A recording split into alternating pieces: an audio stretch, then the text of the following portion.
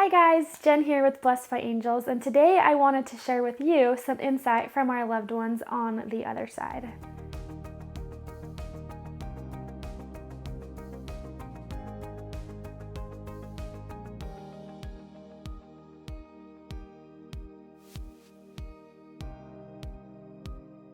Now, when I meet with people, a session generally is an hour to an hour and a half. Now, a lot of people think, wow, that's a long time. What even goes on within that time frame, or what even happens in that long amount of time? And I find it very common for our loved ones on the other side to want to be able to share validation, of course, offer love, offer support. But one of the big things is it's almost like I see them look back at their human experience here and they want to offer lessons or advice upon things that they wish that they would have known, or things that maybe they really enjoyed within life, or things that they look back and see how they could have experienced more of something within their life if they were able to just overcome their limiting beliefs or their limitations that held them back. So a lot of times they want to address those limitations and they want to offer support of how to apply that within that person, within the relative's life now. So for an example, I had a session, I believe it was last week, with a woman who had a father pass away. So in the session, this father came forward, and I just keep seeing his hands, like this. So I said, did he use his hands a lot? There's something with using his hands. And this was when he was addressing things that he's learning on the other side. And she said, well, before he passed, he talked about how he regretted not being able to use his hands more. He spent a lot of time in an office versus doing things with his hands. And so his message was, he kept saying, it's so important to be able to find things that you use your hands with, to be able to do things that are creative, whether that be drawing or painting or building birdhouses, things that you can use your hands with. And he also acknowledged being able to create, because your spirit is here to create. When we tap into our creative side, so maybe a musician, or maybe someone who's painting, or maybe an editor, a lot of times when you're in they call it when you're in the flow, it's when you're in this creative mindset, and time goes by so quickly, everything stands still, and it's almost like time is non-existent, and you could look at the clock and it's like 4 hours later, and all of a sudden you're like, where'd my time go? But you're in the flow, you're in the zen of creating in the process. And that's when your spirit is the most alive. It's in the process of creating. It's the flow. It's when everything is just coming and going and there's no limitations there. And so he addressed how he was acknowledging for her that it was important for her to create, and to create with her hands.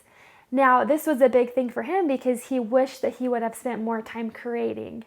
And so this is just one example of how they might share insight about things that they wish they could have done differently, or things that they see could be beneficial for that person who is meeting with me to be able to improve their life. Another example is I had this grandmother come forward and I was being blocked in my throat. And I acknowledged and I said, do you know if she had a hard time being able to talk or be able to speak what she needed to?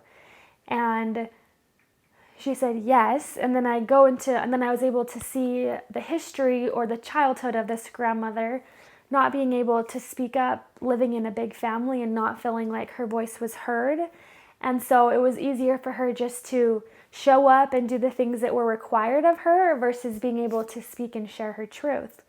And so for her, she was acknowledging how her granddaughter also has this fear of being able to speak, being able to share what she needed, and it showed up in many relationships that she's had. It showed up within, she wasn't in a relationship at the moment, but the last relationship, she felt like she lost who she was because she wasn't able to speak her truth.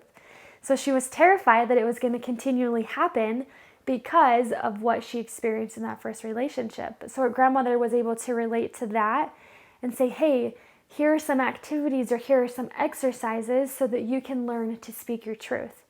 And a lot of times it's being able to stand on your own, to know what your truth is before you allow someone else into your space, so you can stand with what you feel is powerful for you instead of wish-washing what someone else expects you to be able to be or to do and to not say. So it was just amazing to be able to have her relate to, okay, I experienced this, I know you're experiencing this. And it felt like sometimes when you want to say something and you feel like there's a frog in your throat, or you feel like there's a lump and you just can't speak. And so she gave ideas about being able to be in the car and to sing to open that up. Maybe it's a humming exercise or breathing out loud, opening up this throatway. And sometimes maybe we're not ready to speak yet, but we need to be able to understand ourselves, what we're feeling. And so maybe writing out what you're feeling, or creating a poem or drawing, and just allowing yourself to experience your thoughts so that you'll be able to speak your truth. And she addressed how within work, this woman had a lot of conflicting things that she needed to address, but she didn't have the courage to be able to do that. And I just remember seeing her granddaughter be like so in shock with how specific of what was going on at work that was related to not being able to speak her truth. And it was as if her grandmother experienced that, her mom experienced that, she was experiencing that. And so we have things that are also brought down through the line that they want to bring up. So as we're aware of it, as we bring attention to it, it can also be healed in the past generations as well as those who are present, along with the future generation as well. So these are just a couple of messages that have come through during sessions from our loved ones on the other side to really give advice, insight, understanding about maybe what their loved one experienced or what they wish they could have experienced more, and giving us that insight, that understanding, so that we can live our life more powerfully. And when we look back, when we pass at our time in this physical realm, that they are able to express and to see like, oh, okay, I did that. I wanted to do that. I wanted to reclaim that truth.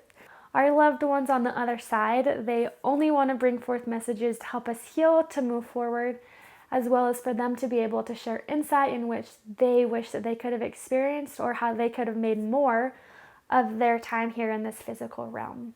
Now, once again, if you found this video insightful or helpful, or if you feel like a family member or a friend could use this message, please feel free to send it to them. You can also subscribe to this channel to be able to learn more and to experience more messages from our angels on the other side.